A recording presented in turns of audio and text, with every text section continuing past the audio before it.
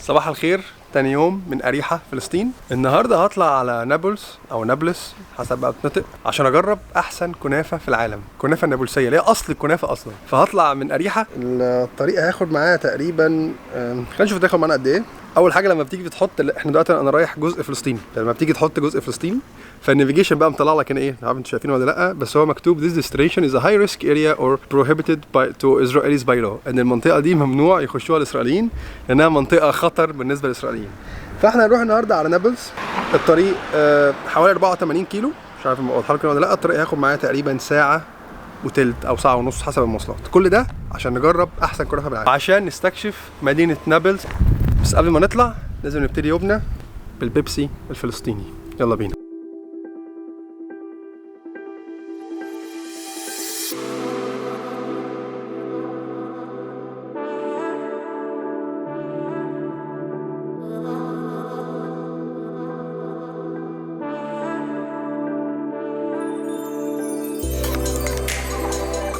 دلوقتي انا وصلت نابلس، يعني حاسس ان انا في مصر، يعني حاسس ان انا في مصر، نفس الحاجات اللي موجوده في مصر، نفس منظر الشوارع، الناس، محلات، بس الفرق ان هنا في جنود موجودين في كل حته.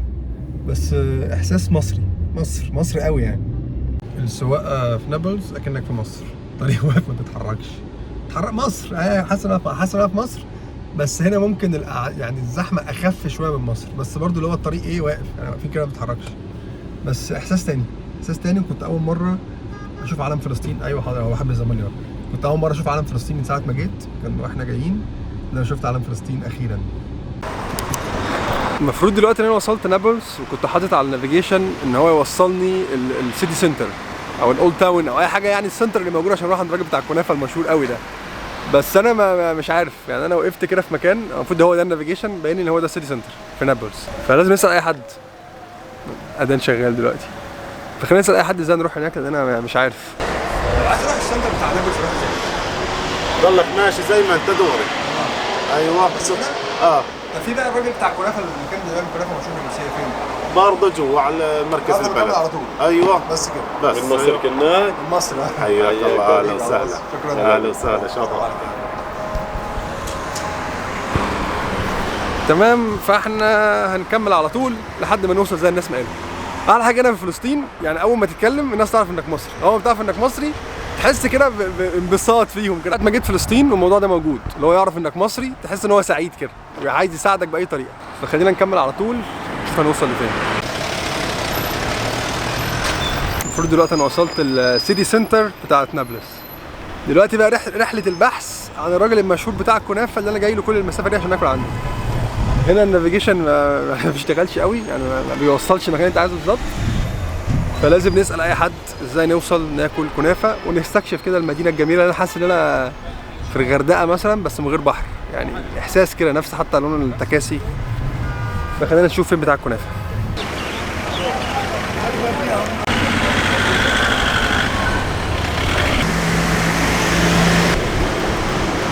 السلام عليكم. هو في هنا حد مشهور بتاع كنافه؟ في دلوقتي مشهور هنا؟ كنافه نابلسيه. لا قدام شوي. قدامهم اللي هو الراجل ابو شنب ابيض ده؟ ايوه. قدام فين بقى؟ ايوه قدام يعني كأنك مصري. ابو 100 متر. على قد ايه؟ ابو 100 متر. 100 متر قدام. تسلم. شكرا.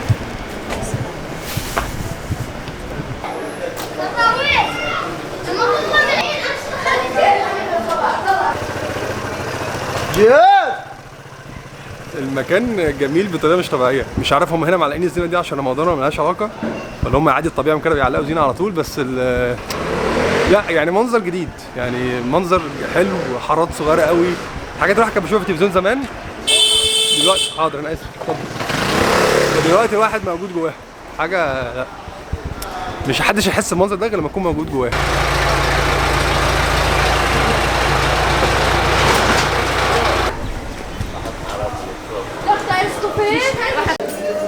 هو محل الكنافه المشهور هنا فين؟ الكنافه النابلسيه مش عند عمرو دياب، حياك الله انت ومصر. هذا كوب امشي. ده اللي هو المحل المشهور؟ هذا هو اسعد الشنتير. لا عنده شنب ابيض. نعم. ضلك ماشي. وين الزينه؟ تمام. هي ما فيش عش مالك. على طول على الشمال. على طول ضلك دغري، بدك تمشي لك 200 متر على شمالك بتلاقي كل العالم تاكل هناك ده كنافه. لما تيجي تاكل معانا كنافه. صحة والف حبيبي. عافية. فرصة سعيدة. حياكم الله. حياك الله يا اخي.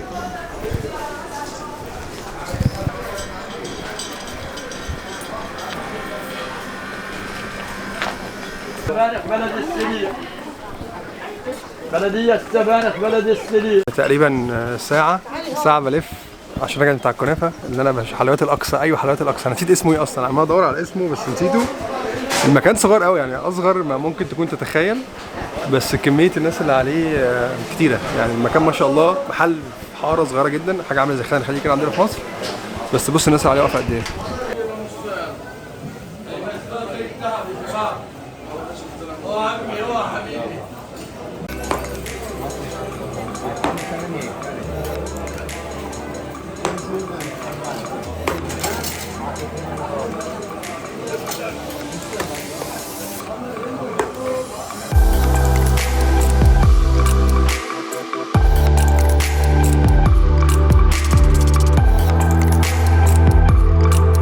هو بدفع الاول ولا باخد الاول وادفع ولا اعمل ايه؟ اللي بدك اياه اللي انت عايزه. عايز واحده عاديه واحده في عيش. ايه؟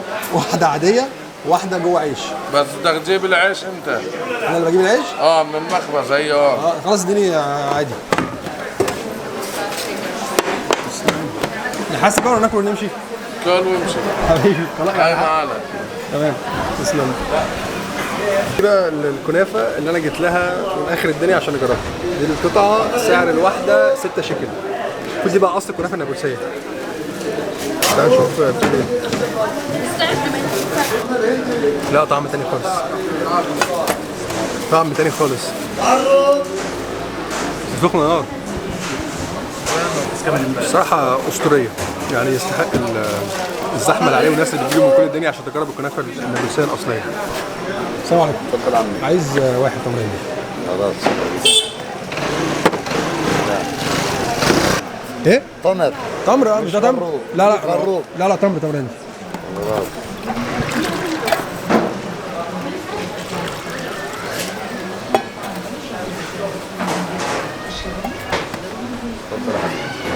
تسلم. حياك الله. طب كام الواحد؟ 5 5؟ تمام. التمر الهندي الفلسطيني مختلف كليا عن التمر الهندي بتاعنا المصري. يعني في طعم مش عارف، بس في اختلاف مش طبيعي، عالي قوي قوي قوي.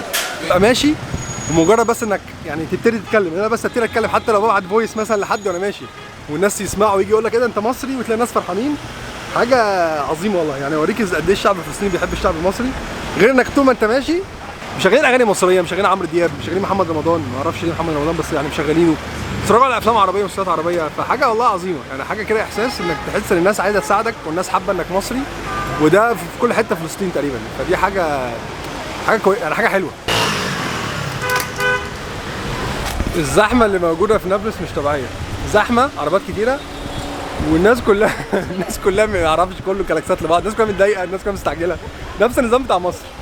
فدي يعني يمكن اكتر حاجه مزعجه شويه ان حوار العربيات. وبعدين في حاجه ثانيه انك بتلاقي عربيات عاليه قوي وعربيات واطيه قوي، يعني بي ام مرسيدس مش عارف ايه بتاع، وتلاقي عربيات مثلا موديل 60 موديل 50. دي برضو من الحاجات اللي ممكن تشوفها في نابلس عادي جدا. حاجات برضو اللي هتشوفها في نابلس او هتلاحظها ان العربيات اللوح اللي عليها كلها مكتوب عليها يعني اف اللي هو فلسطين او بي اللي هو فلسطين، عكس المناطق اللي هي تحت الاحتلال الاسرائيلي او الكيان الصهيوني بتلاقي ان العربيات كلها اي ال اللي هي الكيان بتاعهم.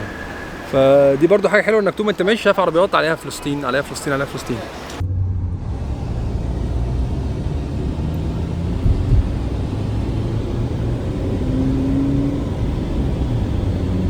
طالع دلوقتي من نابلس وانا في الطريق، فجأة عديت على كنترول تبع الكيان، راح موقفني اركن على جنب، انت رايح فين وجاي منين وبتعمل ايه ومش عارف ايه. شاف الباسبور الاول لقى مفيش مشاكل، بعد كده قرا طبعا الاسم ومولود فين بعد كيلومتر، راح قال لي اركن على جنب خش خالص الكنترول الناحيه الثانيه.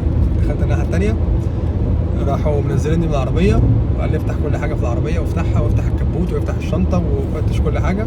كلب في العربيه بيعمل كل حاجه، وقال لي تعالى الناحيه الثانيه. دخلت اوضه فيلم اجنبي. دخلت اوضه فراحوا مصوريني انت رايح فين وجاي منين وايه اللي جابك هنا وبتعمل ايه ومش عارف ايه والكلام ده كله. قلت لهم قعدني بتاع ربع ساعه، بعد كده راحوا مصوريني تاني، بعد كده قالت لي خلاص تقدر تتكل.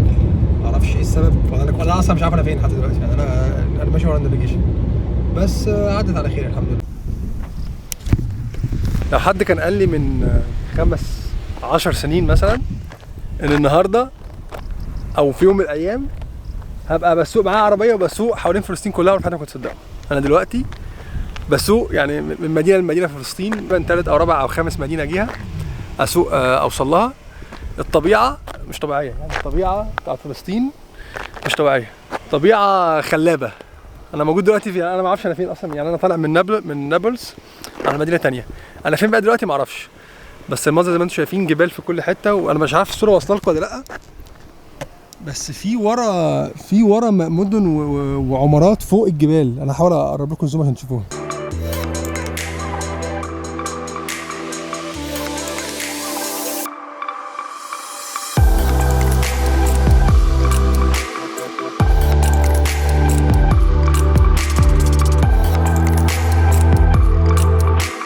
دلوقتي في مدينه اسمها ابلين، طلعت من نابلس على ابلين. المدينه دي المفروض انها كل اللي فيها عرب، بس عرب 48، يعني كل اللي عايشين في المدينه عرب، اغلبهم مسلمين، في منهم مسيحيين، وكلهم معاهم جوازات اسرائيليه اللي هم 48، اللي هم دولت الناس اللي هم قعدوا من زمان بعد 48 وما رضوش يطلعوا بره المدينه. يعني اللي فاهم يعني ايه 48 فاكيد فاهم انا بتكلم في ايه. فدلوقتي هنروح ناكل في ابلين اكل فلسطيني، اللي هو الصراحه الاكل الفلسطيني طلع عالي قوي. اعتقد دي هتبقى نهايه الرحله، دي تاني فيديو او ثالث فيديو، ما انت هتشوف حسب ما تشوف اني الاول من فيديوهات فلسطين. اشوفكم ان شاء الله مره تاني، وان شاء الله باذن الله لو ربنا اراد يبقى لينا رجعه تاني على فلسطين. كنت دلوقتي في مطار بن جريون راجع على فيينا ان شاء الله.